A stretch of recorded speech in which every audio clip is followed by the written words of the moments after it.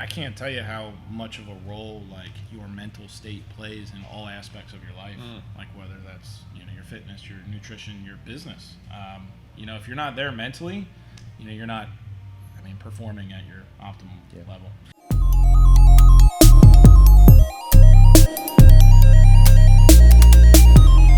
How's it going? Good morning, everyone. This is Jared Bass with Mark McCain, and you're listening to Triumph Every Day, where we discuss the journeys that shape the lives of our guests and how it brought them to where they are today. And little blast from the past, Chris Fischesser. You at least said my name right. I did say that That's right. a good start. That's a good start. That's a good start. Chris and I know each other from a long time ago, way back in the day. When did we start playing soccer together? High school, for It sure. had to have right? been high school, because we didn't get to like the West Side Rapids till West Side Force was who I played with originally. Was it Force? It was always, I don't know. Were you on the Force? I think I was a West Side West Rapids. Side Rapids only? Yeah, and then you came over later on Gotcha. at some point. But yeah, combining all the teams, and Chris and I met up for coffee last week, and we're like, hey, seems like you're a pretty interesting dude. Let's come on the podcast. I don't know about that, but we'll see. We'll start back up a little bit. Tell everybody where you're from and all that good stuff. Where you went to high school, that's the most important thing if you're from Cincinnati. Please tell everyone where you went to high school. Went to Elder High School on the west side. Grew up, born and raised on the west side. As he just mentioned, played soccer most of my life. Went to UC. Graduated there with a finance degree. And did finance for a couple years. Moved out to Harrison, Ohio.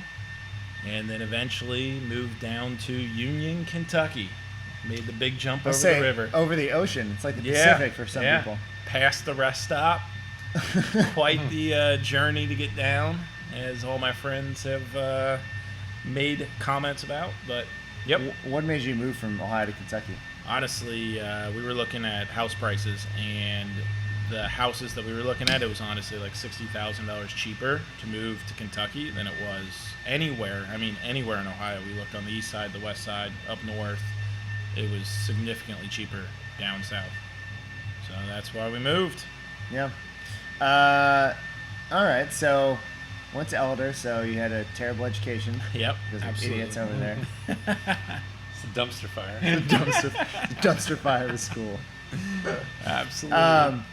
And so let's say we probably started. I don't think it would have been as early as freshman year, because you came on a little bit later on. Yep. So a little bit backstory on where we started and where we ended up as far as soccer goes. We started out, at least the Rapids, quote Rapids, that we were on was, it was like the beginning of like one of those bad Disney movies where the team's really awful and everyone's running around So like idiots. bad. I feel like we had hand-me-downs of hand-me-down jerseys. They were like the old Kappa ones, and it felt like somebody was taking a piece of sandpaper to your neck the entire time you wore it. You gotta tape your nipples. And so, like, if you guys know anything about leagues and things like, and I don't know how it is now, but it was C, B, A, AAA, and Premier. And I believe we started in C, and we ended up in. Did we end up in Premier? I think we dabbled a little bit in Premier. Yeah. But either we played Premier teams or we were in Premier for a season. Yeah, so like, and then, we all graduated and moved on and whatnot. Yeah.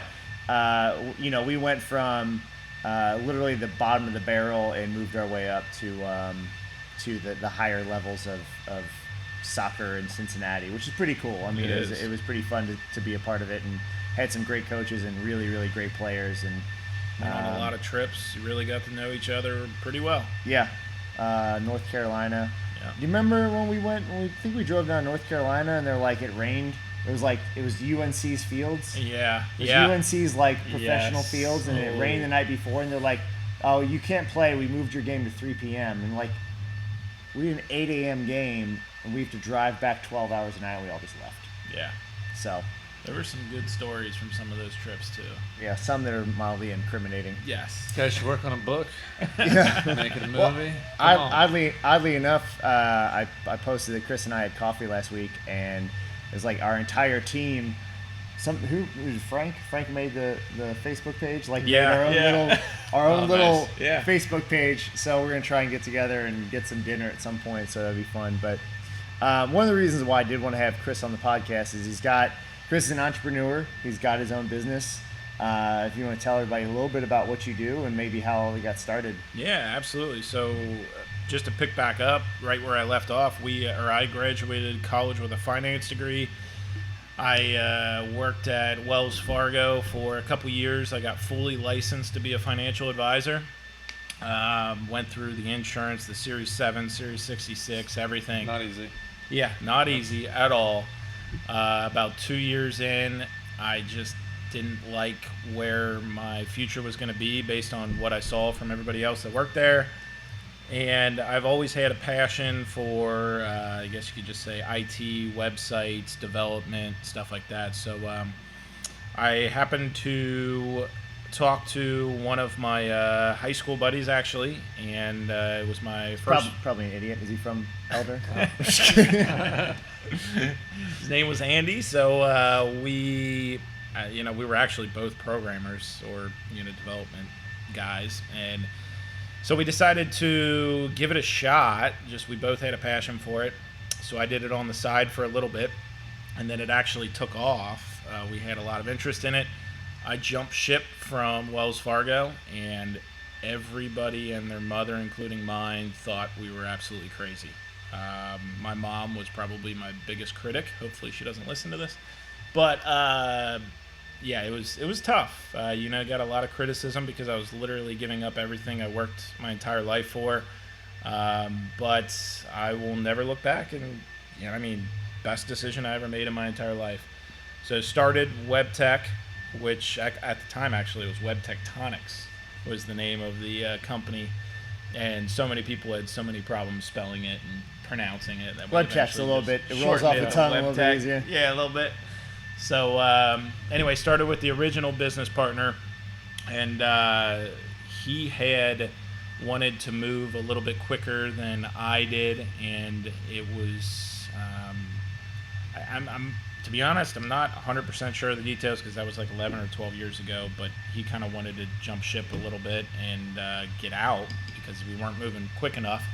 And at the time, I think he wanted to basically go from like being a startup to like doing it all right away. Yeah. He wanted to move. Anyone who has a business knows that's not how it works.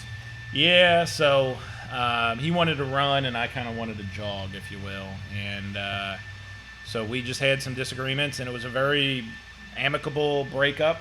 No issues at all. We kind of valued the company at what we thought it was worth. We paid him his share, and I paid him his share, and he ended up leaving. And then at a 5-year elder reunion, I ran into my now new business partner, and he was a graphic designer. I was a developer. We actually kind of complemented each other. Instead of with the first business partner, he was a programmer and I was a programmer, so it really didn't mesh very well. But with the new business partner, we kicked it off, and things really took off from there.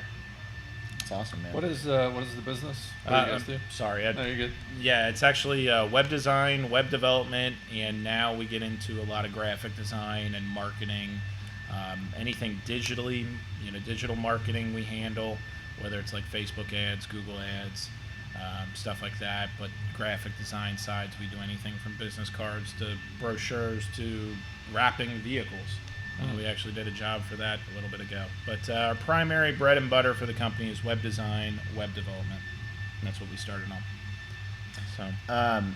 So going back, just one of the things that rang true definitely for me was when you talked about, your family being your worst critic. It's tough. It is very tough. My mom, she may listen. I don't know if she's gonna listen to these, but she was definitely one. And I don't want to say hurt, but it was the same kind of thing. Where like you've worked. I'm the oldest. I was the first one on the side of a family to go to college. You get a degree. I'm working as a graphic designer. This is the process. Yeah. And to say that no, I'm gonna go do this instead. It's very hard for people to understand, especially when you're not in that mindset. But wanting to make that that switch for yourself where you're like, I will be happy doing this, is a completely foreign thing to a lot of people, you know. And eventually people get it. You know, I'm sure your mom and parents, you know, they're very happy with what you do now. And and the cool thing is you can take a lot of those things that you learned, whether they're directly kind of transferable or not, but like everything that I learned being a graphic designer, it's helped me here. Yeah. You know, like I do all of our graphic design, but it also allows me to be more detail oriented. You know, like things that have to be done inside of a gym, even though it's not directly like I'm in Illustrator every day. You know, without a doubt. So, what about making that transfer for you from a finance world to? I mean, there's obvious transfers of like how to run a business in a financial sense, but what about some of the more kind of unseen things that have helped you working in a professional field? How did you maybe get into like programming from finance? I feel like those are two different worlds. Yeah, absolutely. To answer that question, it goes back to high school. Honestly, I originally had a passion for that kind of stuff, and I took a couple classes in high school, and actually I even took some in college. But what I found out was college was so far behind what was out there that it was, in my opinion, I didn't see a path there. I'm like, you know, I'm learning stuff that's 5 years old, and in the digital world that we live in, I mean, it's different now. We're the same age. To give you an example, at least on the design end of like, I remember being forced to buy zip disks. Yeah. And so if you guys don't know what zip disks are, I guess if you know what floppy disks are, take 3 floppy disks and glue them together, and they're about that big, that thick. And they had this, it was like, this is the next wave. And literally the next year, they're like, throw all those away.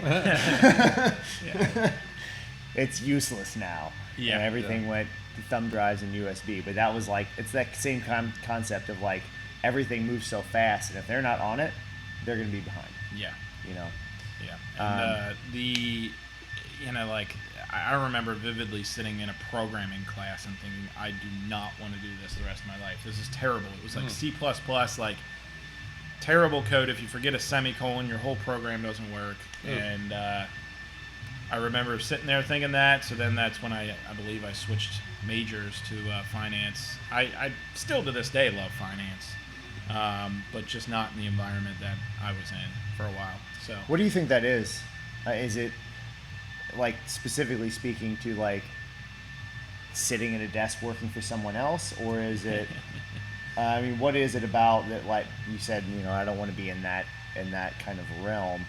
I mean, you've been doing it long enough now to where there's no turning back, right? Right, I mean, without a doubt. I would never change it for the world. But when at the finance job, it was definitely working for somebody else that pushed me to do my own thing. I thought I had some very good ideas, and I got shot down pretty quickly, and that's made it very apparent to me that, you know, it doesn't matter whether your idea is good or not. You know, if your boss doesn't like it, it's going to get shut down. But if he doesn't like you, or if he doesn't like you. Yeah, I mean, speaking from a little bit of experience in that realm, it felt like you kind of touched upon this earlier. Your path is kind of predetermined, and there's no way to, you know, really skip a rung of the ladder. Right. You know, unless it's like, you know, it's almost like Monopoly. You have to like pass go, and it's, you know, it's just this rotation. So yeah, it's all kind of set for you, especially like Wells Fargo. I was at Fidelity. You know, it's like these bigger companies that are the Titanic, where you can be more of a speedboat when you're working for yourself. If you see something you want to change it, you can kind of implement those changes. Absolutely. I think that's what people don't understand too, is like you can skip that rung of the ladder, but you could also slip on that, you know, to use that analogy. And like that's what a lot of people are afraid of, you know, when you talk about working for yourself, opening your own business. Like you're the janitor, you're the financial person, you are the marketer, you are everything, and you have to flip a switch to be able, like a mental switch, to be able to kind of get into that mindset. And I very vividly remember putting in my 2 weeks and kind of having that oh no moment, like what's these next few weeks going to be like? But at the same time, in my head, I was like, look, if I have to work at Apple or somewhere where I know I can get a job just to pay the bills, I will, to make this work. That's And powerful. you know, it's if you have that mentality, you'll make it work. Yeah. Regardless. Yeah, that's so pivotal when you can say like, what do I need? You know, how much do I really need? Because ultimately, when you make that leap, it's a pay cut, or it's you don't have insurance, or whatever it is. So you really have to calculate that. Yeah. Yeah, we had a Dave on here on our last podcast, and Dave's in the process of opening his own gym, and he helps us out here with coaching and things like that. And he kind of spoke because he's more recent with that. That memory is still very, very fresh for him because it's very recent. You know, and he talked about quitting his job, and he goes downstairs and he was like expecting people to be clapping, like, Yeah. hey man, you're doing it. And he's like, he looked around and there's nobody. He's like, oh, okay, this is real, and you have to pick yourself up by your bootstraps and dive in and start making things happen. Like you said, it's the nice thing and the scary thing is the worst thing that's probably going to happen is that you're going to have to get another job. Yep. If And I was okay with that. Exactly, and know, I think you have to be. Yeah. And Mark and I have talked about in rough times of like, well, might have to go get another job if this doesn't work out, and picking up side work and, doing odd ends and things like that for people when things are a little bit short. Gotta be willing to hustle. You Yeah. know. Mark and I just went over to Play It Again Sports, and I bought a pair of, we were looking for something else, and I bought a pair of shoes that are specific to what we do and sold them for double what we paid for them. There you go. That hustling mentality's got to be there at all times. Absolutely. So, let's talk about the business a little bit. So you had a partner that kind of jumped ship. Just he wasn't ready to be where you were at, and then you got a new partner. Where have things gone from that second partnership till now? Yeah, absolutely. So it's been probably since that partnership breakup and then the new partner probably about 10 years. We have progressed by hiring, employees and contractors, and we're nothing huge at this point. We're, maybe let's say 5, 6, or 7, employees going on right now. Just depends on the time of the year and how busy we are. But, from a scale of clients, we went from, let's say, 5 clients all the way up to 200 clients now. And it's, looking back over the years, it's always, every year we've grown as far as gross and revenue and everything like that. So it's always just staying on top of it. What can we do to keep a competitive edge in this market? Because it's always changing. So you always have to be researching, reading research articles, finding out what's going to be the next best thing, and kind of staying on top of it. But what's one of the maybe one of the biggest changes you've seen? And because there's always trends, right? But there's been some pretty pivotal things that have happened online within, let's say, the last 5 years. What's probably maybe one or two of the biggest things that you've seen switch? Definitely cell phones. When we started, cell phones they didn't even play a role. But now everything is geared towards cell phones. I was just having a conversation with a client the other day. 80% of their traffic is mobile. Yeah. So really, you need to build the website based on mobile first and desktop Which second. it used to be the opposite, Yeah. obviously. Yeah, absolutely. Facebook ads, Google ads, those are things that weren't that popular when I first started. Google ads. Geez, the Google ads used to be on the side, if you remember, of a Google search. Yep. And now they're up at the very top. Now they're in the maps. Though even just when you find a product like that, it changes so much over the years. I know Mark he just showed me on his phone. We are our business mentors. Whenever he pulls up his Google Maps, it pulls up all the gyms that have mentorship by the same group. Like it's just like it's not an ad per se, but just like that kind of intertwined, It has all connective. their icons of a little brain on there because it's called Two Brain Business. And I just went to Grand Rapids, Michigan with my wife, and the hotel we stayed at, I'm driving to the hotel, and a mile from the hotel there's a gym. I'm like, oh, that's kind of crazy. Would have never known that if it wasn't obviously already embedded into my code or whatever on my map, right? Yeah. So Yeah. that was Pretty interesting kinda how genius. that stuff works. I know for us, like the social media side of things, the Facebook advertising, like that's for us, that is our outlet, and it's been cool as far as a small business goes to be able to get advertising on a quote smaller scale and really directly market to the people we need to market to. Whereas, in the past, even within the last decade, your best bet was like, well, buy some radio advertising or something, where that really targeted market was not available for a small business like us. Like it allows you to kind of carve out your own little niche instead of just throwing a blanket out and saying hopefully someone catches it. Yeah, a billboard on the highway. And there's something to be said about the targeted marketing. Like I was just listening to a podcast the other day of college kids who came up with a storage plan for summers. So basically when college students go back home, they need to store their stuff somewhere.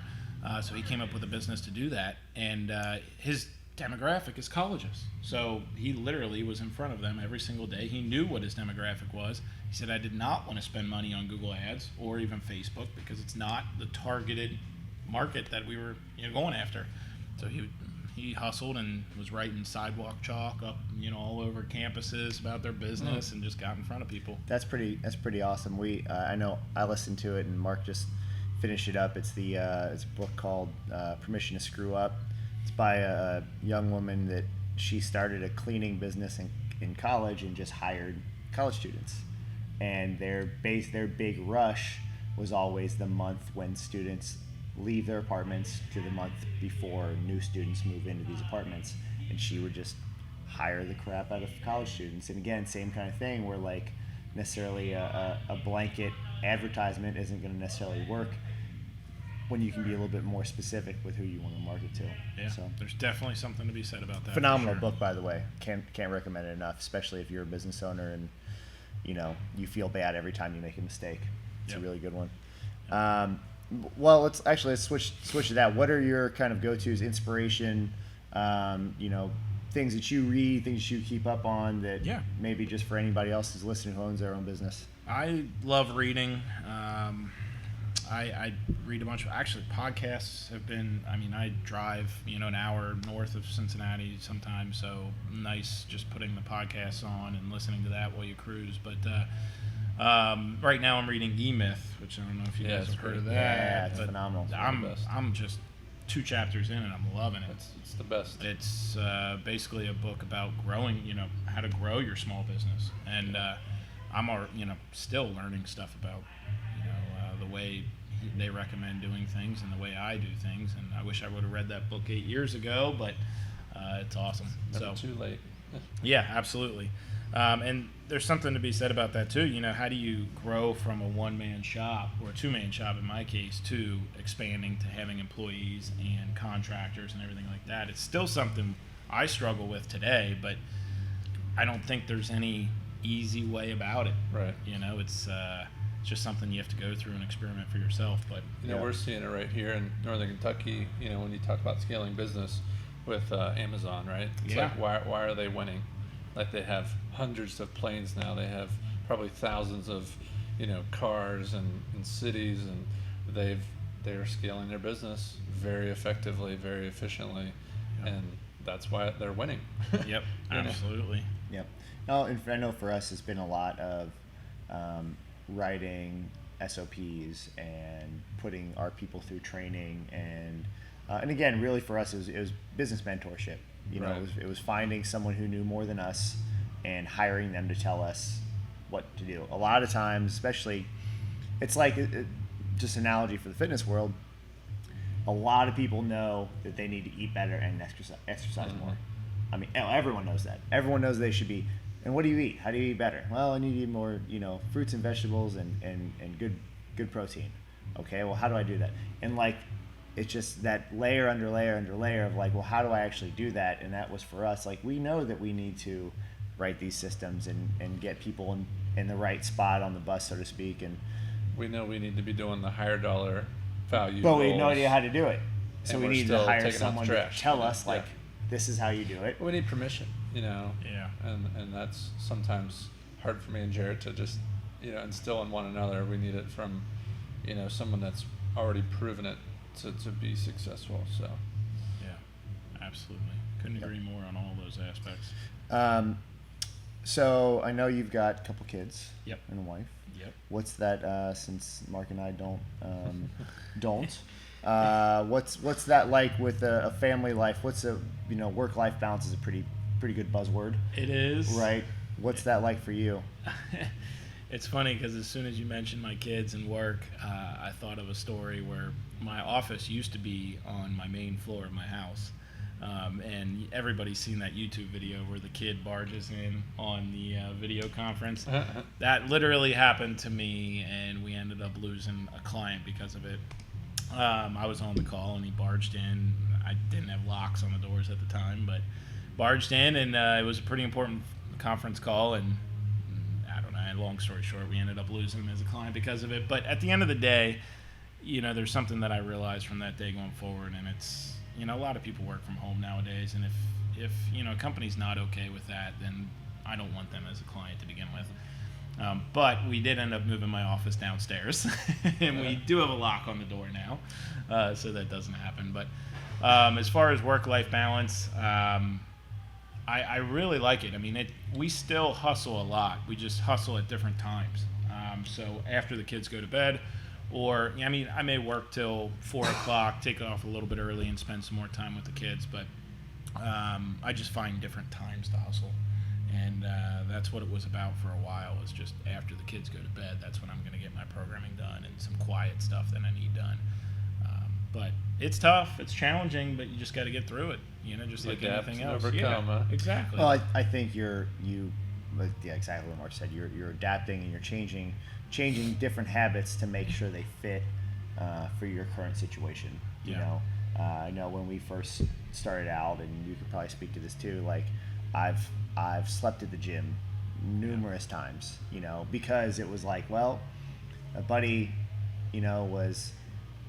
he needs help, and that doesn't technically get off work until 3 a.m. and I got to open the gym at 5:30 a.m. Like, well, I'll just go back to the gym and sleep for 2 hours and then get up and do it again. But it's like, as you get married and like these other responsibilities come in, you just can't do that. You have to find other ways to make things happen. Yeah. I feel like Mark was talking about it, and one of the things he was listening to or read, and it's like you never really plan on getting that traffic ticket, and and like your $350 here or there that like no one has just lying around, but like you find a way to make things work. Well, I think it's just in your fabric, right? It's one of those things, like you talk about, like being a career employee. There's nothing wrong like with that, right? That works for the majority of this country. But I just, I feel like entrepreneurs are just kind of cut from a little bit of a different cloth. Doesn't necessarily mean we're better or worse, whatever. But we suck at a lot of things. Yeah, we do. But you have to be willing to receive criticism for your work or for missing a deal or whatever. And like I said, just adapting and overcome. And that's one of the things I know is, Jared and I are married now, and as we not to each other. Yeah. We thought about it. I've asked a couple times. Apparently. Anyway, derailed. So, but anyway, as families get introduced into our environments and stuff like that, it's scary, of course.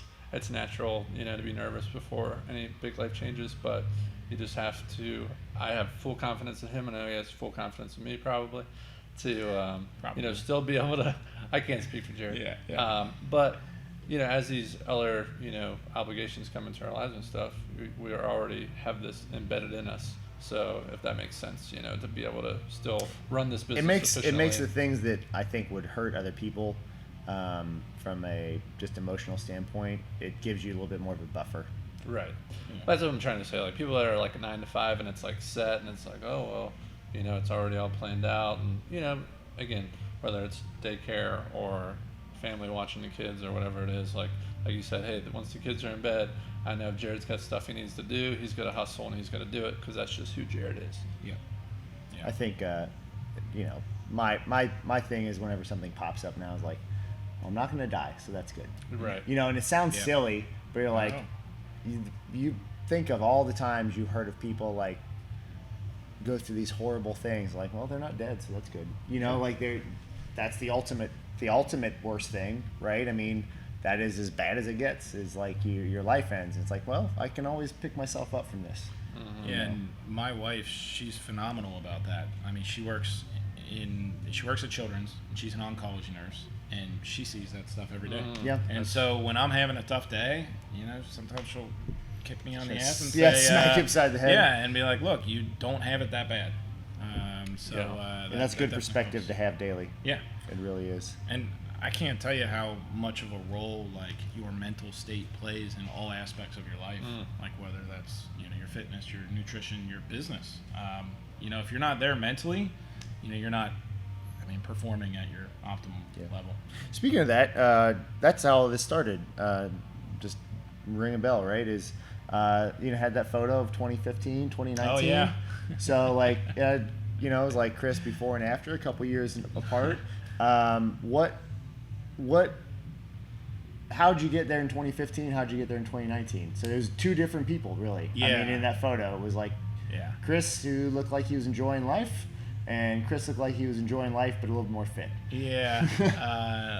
2015, I weighed 220 and dropped down to 170 basically over the years. But a couple things happened. Number one, I had my first kid, and at that point, I wasn't happy with how I looked, and I wanted to be a good role model for my son, and eating healthy and being healthy was one of those things I wanted to incorporate into their life.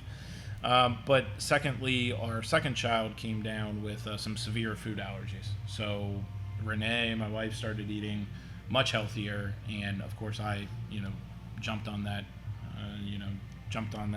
ship as well. So we changed a lot of how we ate, just to, incorporating more vegetables and just meats into our diet, and eating a lot less crap, if you will. Yeah. Chips, and we literally threw them all out of the house, looked up new recipes, and it took a couple years, honestly, to get to where we are today. Well, that's the important part, that's the most important key thing, is that took a couple years. Yeah. It wasn't Didn't like take a day. It wasn't 3 months and like I'm better. This stuff, these changes take a long time to incorporate, and I'm the same exact way. Like if there is something in the house that is not good for me, I'm gonna eat that first. I promise you. Like, I don't have any more self-control than the next person. No, me neither. But that's why I just don't carry it in the house. Yeah. It's like we have pop in the house, and you open the fridge, it's the first thing you drink. Now we literally have like water, orange juice, and milk. Yep. So those are your three options. Yeah, exactly. As far as the fitness side of things, what'd you do? So fitness side, actually, I wanted to get the weight down first. So I dropped the weight, but then of course, I was left with this skinny body and wanted something to show for it. So I personally I didn't go to any gyms or do anything like that. I did a lot of body weight fitness stuff. To be honest with you, I didn't know how to do a lot of the exercises at gyms.